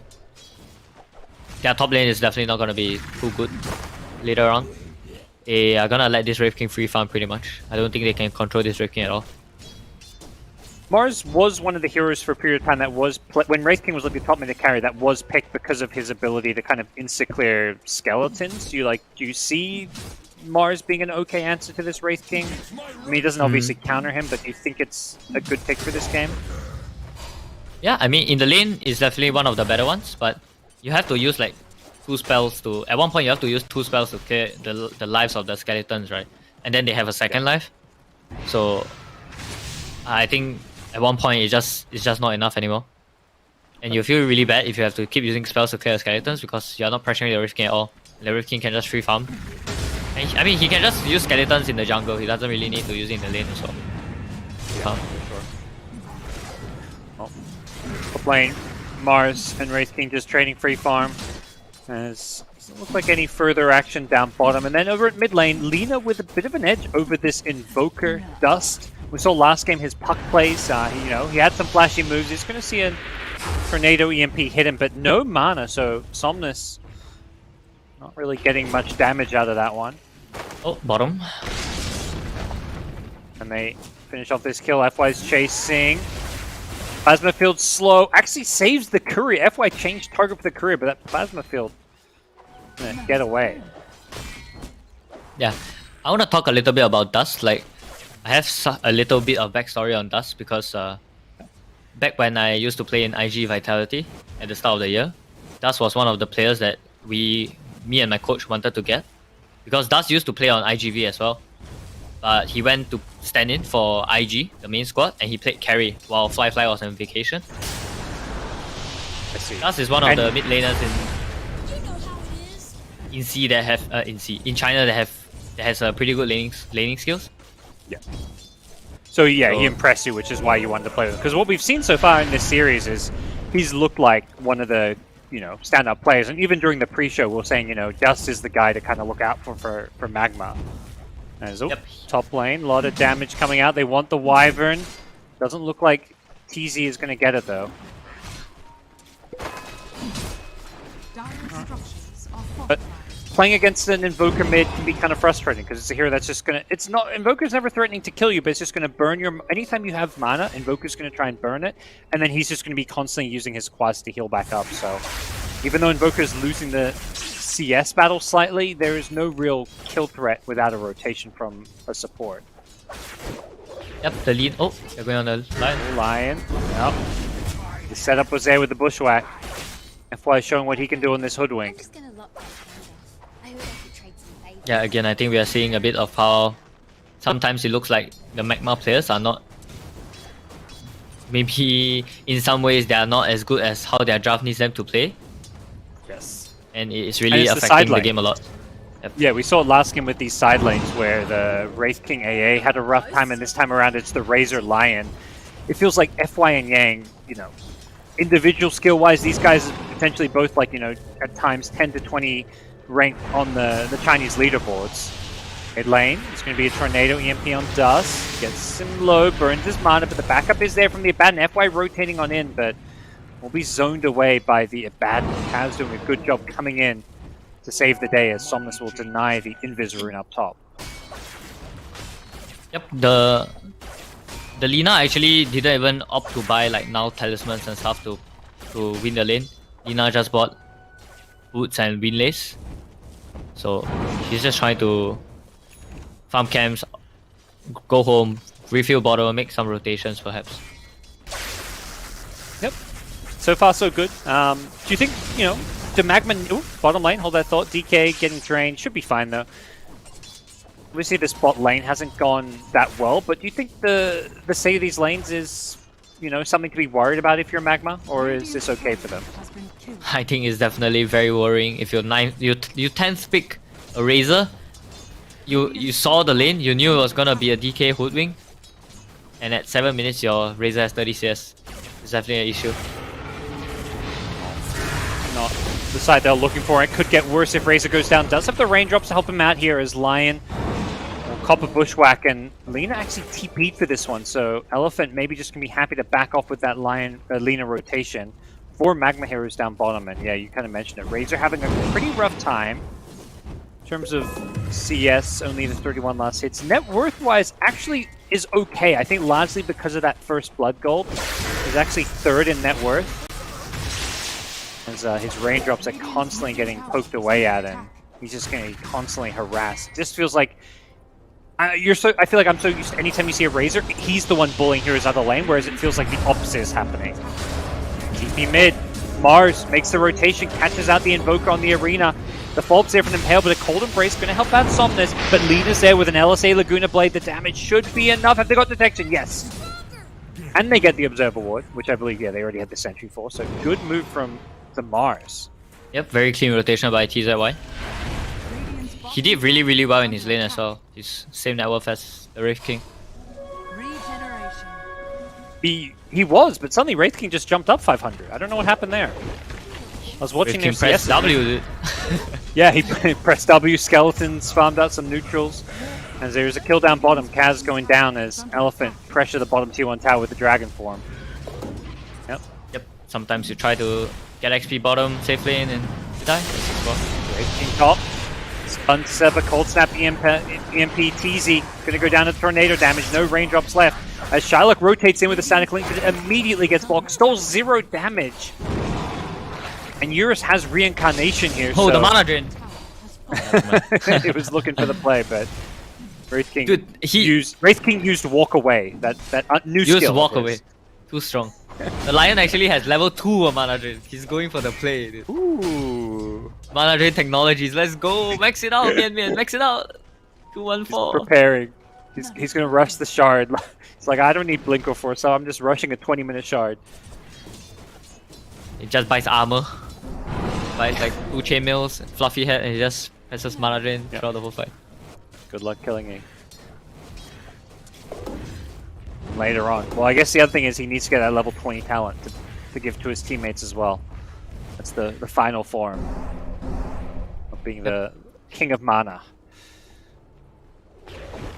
Right now the game is pretty unnatural for the Mars. He has to farm in this awkward position at the bottom side of the map because they lost their bottom power so early. Because of the DK. Like, this is what the DK provides to the game. He beats you in the lane, he takes your tower, and he makes the bottom lane like a red zone for you. Like last game, right? It's the same. Young on the DK. Yep. He just takes this tower way too early, and this bottom side of the map just becomes dead zone for you. It feels like, yeah, this MagMa safe lane, yeah, we've talked a little about it. It's just been a weak point for them, unfortunately. Dust has tried to help out with his TP rotation, but even there, it didn't really connect and set anything too much up, so it is going to be Elephant walking away at the 10-minute mark out of the laning stage with a 2k gold lead and better map control because of the tower bottom being claimed, so definitely problematic. And this is before the Blink Dagger comes up on DK. It feels like when that's up, it's kind of go time for Elephant. Yeah. That's why I was super hesitant on the Razor pick, because I know that this Razor is going to play into 2 stuns in the lane, and I know that Razor playing into 2 stuns is not fun because you can't even get the link off like for a long time. Great Fire Blast, followed up with a Tornado EMP and the Cold Snap. Whew, big crit. Eurus gets the kill and Dust shows up in trouble. There was a DK rotation waiting for him with a Bushwhack follow-up in the Sharpshooter. Down she goes. Lina takes the spill, and it may not be all for MagMa, who rotated in the Mars, who does have an arena, but it's already used his other spells. He doesn't have a spear to go with it, and Eurus is just chasing, looking for the right clicks with this early armlet and reincarnation. He's very hard to deal with. Killing him once is hard because the armlet toggles, and then he's got that second life as well. Yeah, I'm sure that the Radiant Ops, as you can see on the right side of around the mid lane, just below the bottom rune, like that Radiant Ops gave the Lina a false sense of security. He TP'd in and he thought that he can like push out the wave safely, and he just got dove because they smoked up and they were on the ward. Yeah. Well, I was saying I thought it'd get Blink and go time. They say, forget Blink, we can make this move without a Blink Dagger, and that cost them a tier 1 tower. Yang and FY have been huge in this series. Yep. Perfect, right? Like every single move has been perfect so far for Elephant, I think. Yeah. Well, smoke up, MagMa trying to make some moves of their own. Kind of a desperation play, it feels like. There's a lot of dire vision that they're smoking past. It's FY they're going to catch, no points in the scurry. And he get away. Oh, he didn't catch the line in the Bushwhack, unfortunately. I believe FY should be going down. There's the Impale, and yeah. FY is so greedy, dude. He doesn't add scurry on Hoodwink. If he has This scurry, is the then NA I'm sure Hoodwink he build. survives. I cast a lot of NA Dota, and none of the Hoodwinks there go scurry either. They're like, no, we're all about the damage. I've actually never seen that build before. Oh, okay. Yeah, I know like MSS and stuff, he loves this. Yeah, like, he'll go like full on like 4-4-0 even at times. Sometimes he'll get a point like level 7, level 8 maybe, but very much depend on like when the game's going good you feel like, why level it up? And then suddenly a 5-man smoke gank comes your way. Yep. MagMa is doing another desperate move, trying to open the top side of the map, but oh, nice Quelling Blade through the trees. Somnus. Oh, he gets the tornado out. Does get clipped by the slow, but he was ready for it, but still gets caught in the arena, and the spear through will finish him off, and super TP'd into this one, as did Eurus. Eurus looking to turn this one around, and with the DK Dragon Tail coming out on this lane, this could spell trouble for Dust. Eurus is losing his mana to the mana drain. Okay, he's going to be forced back. Dust, can he get this TP out? Surely not. He gets out! Dust! No! What a player! Oh. FY missed the sharpshooter. Oh no. Got a firecracker. Come on. Well. That ended up being pretty good for MagMa. I don't know how, but they got out without losing anybody. So Elephant already knew that was coming. The three of them were smoking from mid lane and they were walking top. Yeah. But maybe got gone on a bit too quickly. He already did a sick play, right? We saw that cold snap into Tornado or the DK onto the Mars. But yeah, it just wasn't enough. And it was like you say, a lot of expectation, like Somnus maybe just overestimating how survivable he is to that rotation. But either way, the outcome is still not... I mean, they defend their tower. Like, gold-wise, they're still ahead, but obviously MagMa happy with that, and they're looking for more. They smoke up again. But this time around, no arena for about 10 seconds, so they're moving slowly, perhaps waiting for this to come off cooldown. You see this Wyvern top, but they may want a bigger kill. Oh, their Observer would place just out of the sentry range, so they don't reveal themselves. It looks like Super should be going down here. Does get a Winter's Curse on the Mars. That may be able to buy him some time to get over the trees and TP out. As the Yules from the Razor with the Spear follow-up. This is... Unlike last time, Elephant, you know, they're like, oh, it's a support. We don't help him out. That's not an Invoker. I mean, the Lion had to use the finger earlier for the Invoker kill, so they couldn't go for any core kills this smoke. I feel like actually Elephant could have actually defended the tower if they wanted to, because the opponent doesn't have a finger. The Rift King could have sat in the lane. I don't think they can kill the Rift King twice, but Elephant chose to, you know, take the safer play. Just give up the top, let the Wyvern die, and yeah, the rest of their heroes are still farming the entire map. We are seeing this gold lead slowly. It was like a 3k, now 2k, dipped down to 1 for a second. Is the pace of this game fine for Elephant? Like, or would you like to see something different from that? I think that they can play a bit faster especially when the finger is down. But I think they're sort of waiting for the Rift King to finish the Deso as well. He's 150 go away. Mid lane, nice Yules dodge on the EMP. He was trying to follow up the Bushwhack on 2, caught the Abaddon, brings down the line, and now Abaddon could be in some trouble. You get the break from the sharpshooter. Block him in place, and poor Abaddon going down as well. Both supports take a spill. And they've got the Deso flying out if they want to go for a Roche sometime soon. Yeah, I think MagMa really need to think carefully about how they want to take the next fight. It's not gonna be easy at all, because Rift King has 2 lives and he has a Desolator now. DK has Blink. Invoker has a... Is the Invoker buying a Vessel? No. Oh, Invoker's buying a Midas. He has a Midas. Also, I feel like similar story to last game.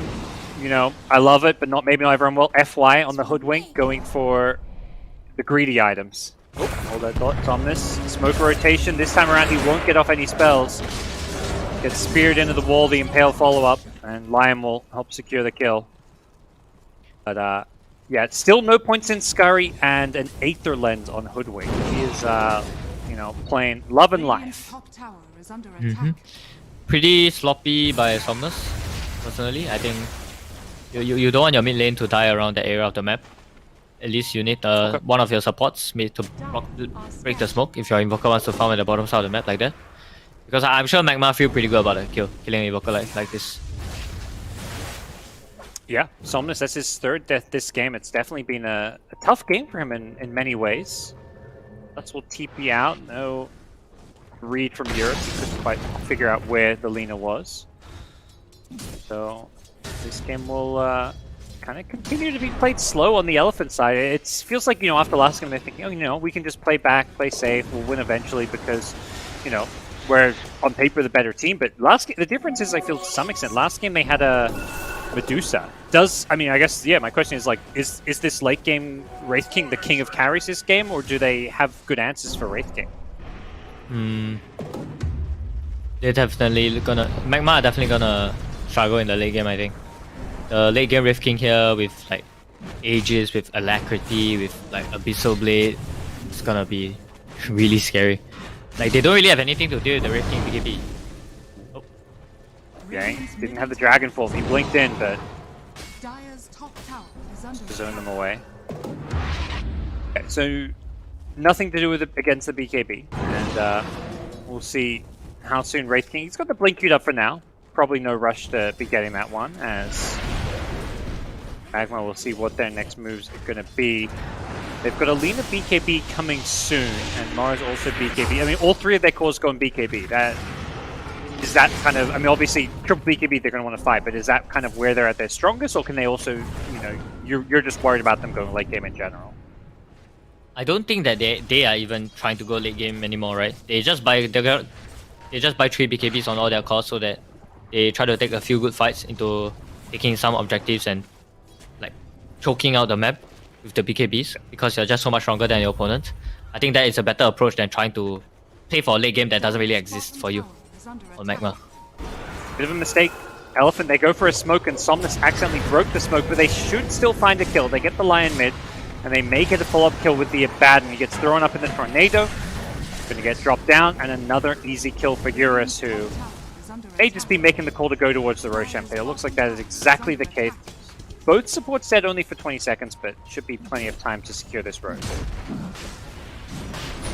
Yep, the fights are gonna be really hard for MagMa right now. Like, they kind of lack a lot of damage. Like, as long as they don't kill the Wyvern, and the Wyvern manages to kill whoever they try to finger in Laguna and try to kill. Like, I don't think that they're gonna kill anyone on MagMa. Like, they're gonna buy 3 BKBs, they're gonna survive, but I'm not sure. Like, the next fight is gonna be really, really rough. This Wraith King is just gonna blink into the center of the fight with the dagger. And you're gonna have to react, you're gonna have to throw stuns and spells onto the Wraith King. But you're not gonna kill anyone on MagMa.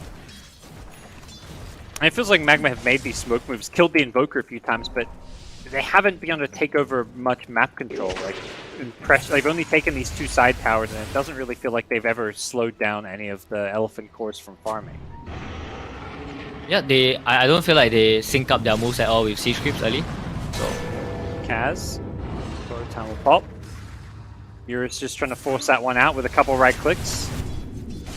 This line hiding in the trees, blinks in for an spike. It gets caught by the curse, but the BKB from Dust, not maybe the best target. They've thrown everything on a Wraith King who has got ultimate.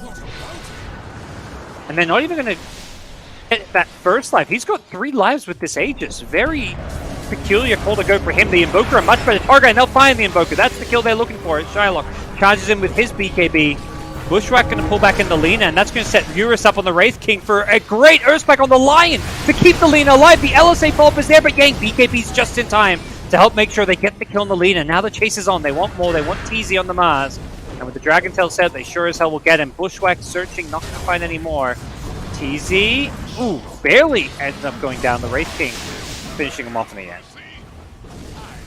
that was a very brave attempt to go for the Wraith King. I mean, I say brave, but you know, there's a fine line between bravery and stupidity, right? That was not very wise.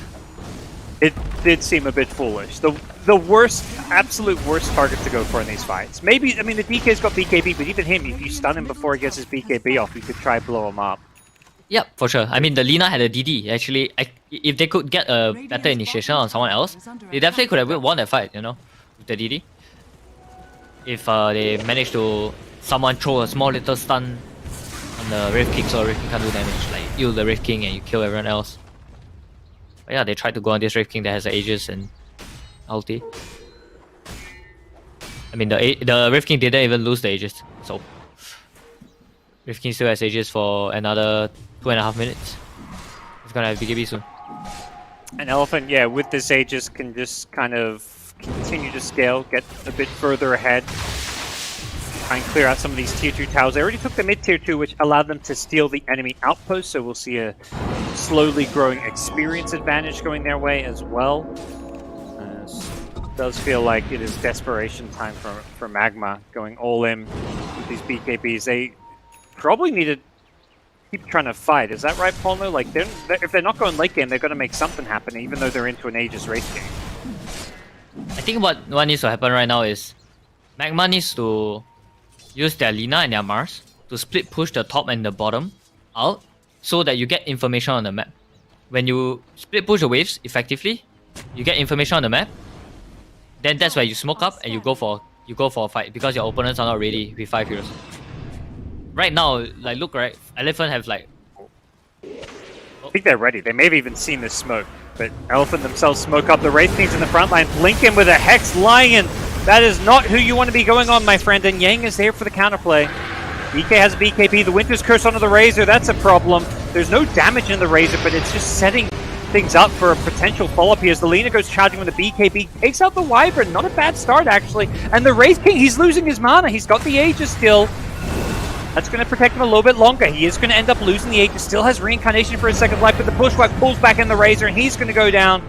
This Invoker with a BKB timing needs to be careful. The BKB wears off Lion, blinks in with the Earth Spike into a finger, and that's going to set up a kill as not bad for MagMa, but they are running out of gas here, hiding in the trees, no answers for this Wraith King who still has the Reincarnation. He slices up the line and he wants Kaz as well, no borrowed time available.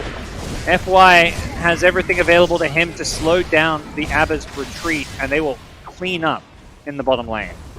Yep, there was a buyback on the Lion and Abaddon, and the Winter Wyvern as well. I mean, good buybacks on MagMa supports. I think that if they didn't buy back there, they wouldn't have gotten the Aegis kill, I think, and the Invoker kill. So, good attempt, but yeah, like MagMa need to find a way to get a fight that the Wraith King is not around. They need to plant deep wards or lane wards and scout out the Wraith King somewhere, and then walk to the other side of the map and get a fight there. I think trying to find into this Wraith King right now is gonna be really difficult for MagMa. This Razor Link doesn't do anything to this Wraith King because, I mean, on his second life he's just gonna have full damage back, right? He doesn't really care about the link that much, I think. And if you link him, I'm sure he can just fight you. Maybe Without the shard, the mana drain could catch him by surprise. We saw it there, but that time he had the Aegis, luckily, because he didn't get a chance to reincarnate without his mana pool. Yep, definitely. But now he has a BKB on the Wraith King, and he still has a magic wand, so he still has some ways to play around it. But yeah, I think he might buy the shard, just in case. Well, for Elephant, they've now got themselves up to a 9k gold lead. Many big items coming out. The Aghanim Scepter on DK with the level 3 ultimate. So we're going to see that big, scary, flying dragon over all the cliffs and hills, and all the magic community built in as well. So this DK feels very hard to kill and deal with as well.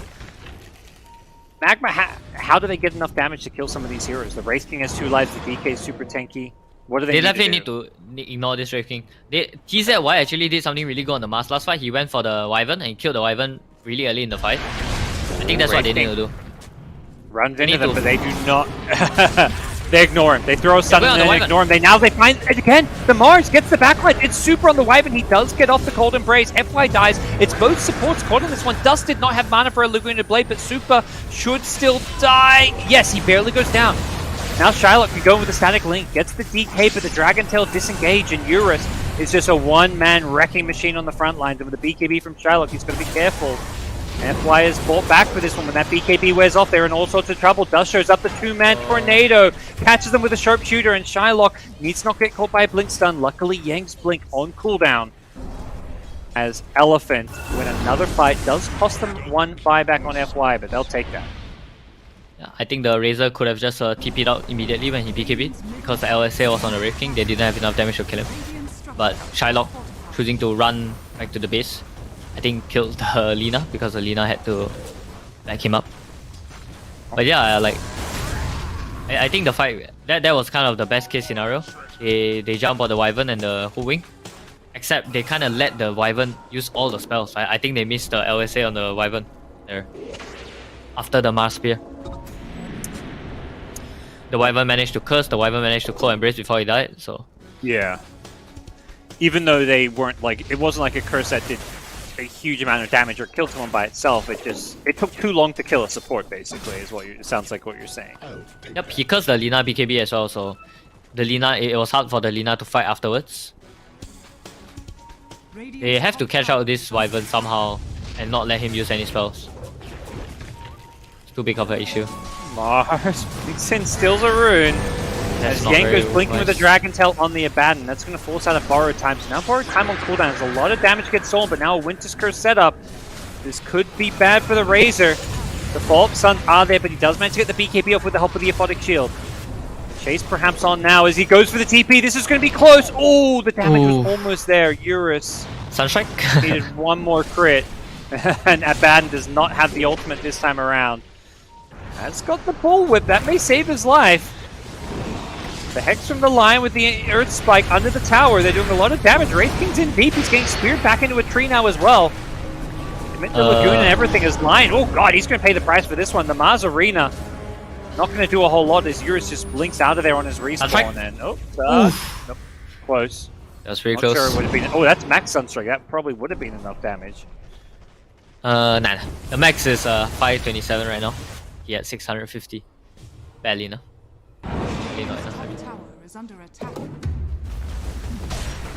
Did you calculate the fairy trinket though, Ponlo? 5%'s a lot. Radiant's top Oh no, I didn't. I just pressed Alt. Yeah, I know what you mean. I wonder if that. I don't know if the ult includes your items like fairy trinket or not. Nah, I don't think so. I think it just adds in the spell end from the the intelligence. The Wyvern has a dagger right now. It's gonna be even harder for MagMa to catch him up. Yeah. And this is before any kind of Aeon Disc, which you gotta imagine will come later as well. Roshan will be claimed. That's the Axe Shot on Wraith King we kind of mentioned. He doesn't have to buy one, he's gonna get a free one. True. Base is on now. Blink in, Wraith King on the front lines. Product Shield is there, and Lena just instantly BKBs, but gets cursed during this one. Oh, sorry, that's Razor. As they're going to be a blink in from the Lena, gets the backline. Oh. Wyvern goes down once again. Great job finding the supports. Dust is playing these fights really well. The problem is, just feels like they don't have a carry, and well, they don't, because Razor, he's dead. Popped the BKB, got kited by the Winter's Curse, and he ends up going down. Somnus' Invoker could be in some trouble as DK goes blinking in, looking to finish off the Abaddon. And the Invoker ends up being A-okay. The damage just wasn't there. Even with the Finger of Death, he just didn't get a chance to use it. And MagMa, only the Mars left alive. He's going to be pushed back to his Fountain, and this game too looking mighty difficult to turn around at this point for MagMa. Yeah, valiant attempt by Dust on the Lina. He bought a dagger and he went for that Hail Mary play onto the Wyvern, but it was all but too late. The Wyvern already used the curse. Definitely, Dust has looked impressive on this Lena. But, you know, the team play as a whole, MagMa looking like a, you know, newer, younger team that wasn't expected to even take a game off of Elephant, but some definitely impressive individual plays. Yep, Dust is, for me at least, Dust is one of the more high individual skill players. And he's like rank 4 or something in China, right? Okay. So He's definitely showing a bit there. Well, perhaps just counting down the minutes now before that killing blow comes in. As MagMa really feeling like they're out of options. I just checked, I was curious. Yeah, Dust is he is rank 2 on the leaderboard. It's behind Eurus, so his leaderboard's enemy is on the other team. yeah, and he used to be Dust actually used to play position 4. He always swaps between carry and pos 4. I think he is new to playing mid. Like I think he just started playing mid this year actually. But even when he was playing carry, he used to play very high tempo carries and very active carries. My coach told me. FY gets jumped. It's a nice kill. Not sure it's going to lead to a whole lot. If anything, Elephant may be thinking about what kind of plays they can make. They're just going to back off and... okay, FY's dead for 90. That's a bit of a long respawn with the diebacks, but... I was going to say, that's kind of crazy. Usually you hear about mid switching over to, like, you know, support or off lane. I feel like very rarely you hear the reverse. Yep. What I heard from my teammates and my coach when I was playing the IGV was that Dust likes to play very active and he likes to talk a lot. So he used to play pos 4. But I think there are too few good like amateur core players right now in China. Like they're struggling because a lot of their scene, from what I see, is in scrims. Like a lot of they don't have a huge pub culture, right? They have like these 3 or 4 hours in the night where they play and all the high MMR players play. But outside of those like 3-4 hours, all the strong players are all in scrims because they scrim a lot. They scrim like every day, 3 sets a day. You know, whereas in C we have a huge pub culture. Everyone's playing pubs all the time.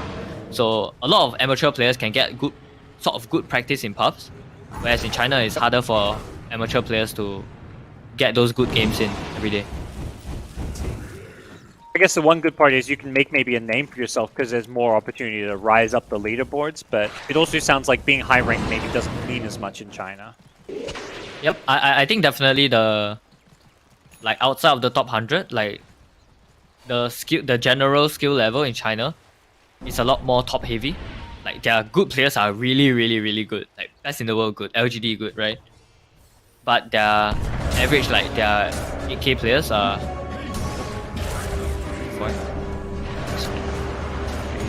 Yeah, that's the arena committed as well.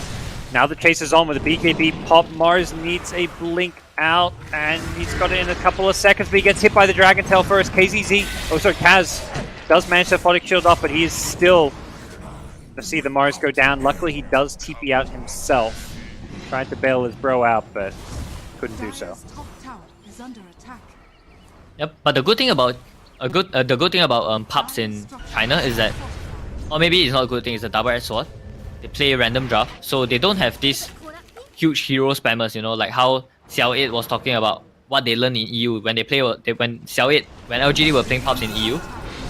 They met a lot of hero spammers like level 25 ETs and Brute Mothers and stuff, and they learned from them for those heroes because they played those heroes so much. But in China you don't have that because China plays random draft. You can't spam a hero. And it's crazy because, yeah, that guy who's like maybe rank 500 by hero spamming, on other heroes he's not going to be quite as good, but they know like the 5,000. ins and outs. Yeah. Whatever it may be.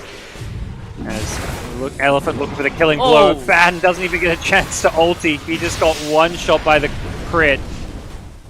Eurus has the reincarnation to fall back on, but he's hoping to perhaps not lose that first life. Does get hit by the Halberd, so he can't hit the racks with the alacrity. And it's just going to back off to life still off some neutrals, it looks like.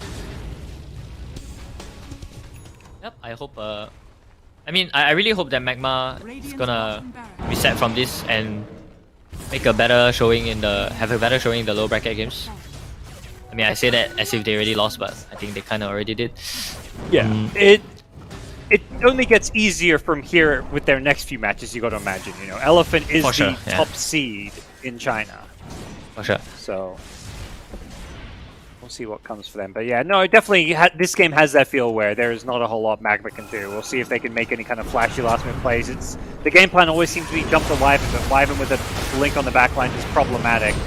And TZ, well, he has the Aphotic Shield, but he just blinked into a lot of enemy heroes. Does get the BKB off, and they're going to put some pressure on heroes. He does have the Aghanim shard, so even if you burn his mana, he's still going to get the ulti off. And they can't even kill him once with the Winter's Curse, the Sunstrike, the Wombo combo! The Cataclysm comes raining down from above. Now the triple Chaos Meteors as well. Somnus putting on a show at the end here. There will be a Yule's dodge from Dust to keep himself alive in the fountain. He does still go down for Team Wife, and Elephant 2-0 their way to the second round.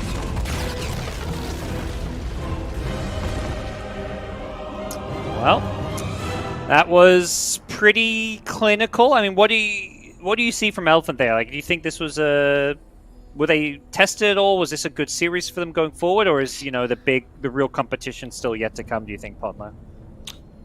I mean, for sure, the real competition is gonna get harder against the better teams. But I think what I took away from those two games was that Elephant is drafting a lot better for their players, because what they used to do in the previous seasons, right, where they were doing poorly, they drafted like very lane heavy safe lanes, and sometimes they would lose their safe lanes. And like Paparazzi, Eurus was playing like Ursa's, I think a Lifestealer and stuff like that. But right now you see they pick a Wraith King and they pick like Wyvern. It's like a super standard lane that you can't really lose, because I mean, how hard is Wyvern, right? You press a Q and you just right click the enemy once and it's just boom, you know, it just works. So I think it's just very stable coming out from Elephant, and their offlane is like super solid. Yep, super solid stuff from Elephant, and that's all that's needed to get past MagMa. We'll see how things go for them later on in the tournament on later days, but we're going to head back to the panel as we discuss, break down this game, and get ready for our next series. Still lots of Chinese Dota action to come your way. Stay with us.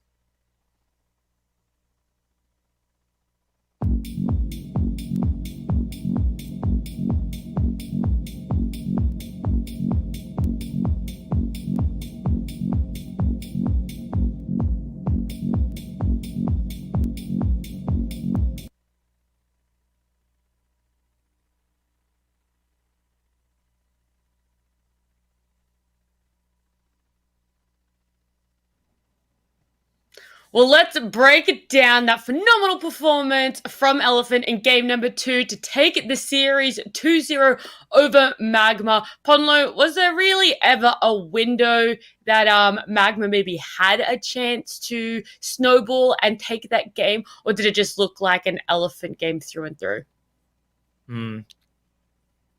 I think they definitely had opportunities because I can see the map, right? But they can't see the whole map. I can see where the heroes are. There's definitely opportunities for them to, because you saw how they killed Somnus a couple of times on the Invoker. They smoked to kill Somnus. So there were careless deaths. It's just that those deaths didn't amount into any objectives. I think MagMa they don't seem to play well with the Siege Creeps. They don't really plan kills with the Siege Creeps. And sometimes when they're draft, when they lose lanes or they lack tower damage, it feels like it's very hard for them to open the map. All they do is take one tower for the rest of the game, and yeah, they just get like choked out essentially. Yeah. Well, in game number 1, we said it was a bit of an execution issue from the side of MagMa. GoDz, do you think that was same this time, or do you think perhaps they were just outdrafted and outskilled? I definitely, at first thought the drafts were okay. As the game played on, Ponlo pointed out, he wasn't so keen on the Razor pick, and we saw the Razor really struggle against the double stun lane. That other than the Razor, I think the draft looked fine, but they needed, again, that more traditional carry. It's kind of weird seeing, back to, I guess, Wraith King game 1, but it was just a bad Wraith King game. It feels like both games they had a really bad carry pick, and it's a last pick. Like, you're meant to get this amazing last pick that has a great game, and just felt like they couldn't get that. Yeah, maybe a little bit of back to the drawing board for the draft on their side. But if you are MagMa, what are you taking away from this series to perhaps get that dream lower bracket run and make it to the grand finals? For sure, I think they need to reassess what carry picks they actually want, what their carry is able to execute, because we saw it in C qualifiers, right? It really feels like the entire draft revolves around the carry pick. But the way MagMa play these 2 games, it feels like they're trying to play to their off lane, to their mid lane, They're trying to snowball the Lina to be a +1. They're trying to play this Io Slada and snowball their off lane. It really does feel like they are leaving their carry on an island, sort of. And I mean, Elephant's off lane is probably their strongest lane. FY and Young, to me, they are the strongest lane. Sometimes Elephant struggle in the lanes, but it's usually on their safe lane. Even Somnus on the mid lane as well. In the last season, Somnus struggled a little bit. So yeah, I think it was just quite a bad matchup for MagMa in terms of play style. If you're coming up against Elephant, maybe don't try and beat them in the off lane. Maybe not where you're going to find too much success. But for Elephant's success, Ponlo, what are you going to take away from that one if you're them? What are you really going to be like, wow, this worked amazingly, let's keep focusing on that one? I think they should keep continuing playing to their off lane. Like, I think to me, Young might be their best player right now. FY is really, really solid as well. I mean, super experienced player, one of the best pulse horse in the world. I think when Elephant do struggle is usually when they lose their safe lane. But that was back when they were playing with Red Panda. Maybe now with Super, it's a lot more stable, the laning phase for Eurus. Somnus hasn't looked the best to me in the past 2 seasons, but I think as long as Somnus does fine in the lane, and like we can see right on his Invoker this game, I don't feel like he had to do anything big. He kind of died a few times and just like pressed Alacrity on Wraith King, and he just kind of won the game to me. So, well, ultimately, it's not about individual performance. It is about that team performance, and they really came through. GoDz, do you have any final words you would like to say on this match? Not too much. Elephant looked pretty scary. I think, unfortunately for MagMa, they're 4th place lower division. I don't see them going far. I don't see a lower bracket run being very likely, to put it pretty bluntly. It's not on the cards. They don't have the players. They don't have the drafts. I don't think they can just change everything before their next matches. Maybe they win a round or 2, but I don't see much more than that. The only time will tell, but if you are an Elephant fan, you're probably pretty happy with the performance today. But that is going to be series number 1. We're going to take a break before we head into series number 2, but we will also be joined with a fresh new face, so stay tuned for that one.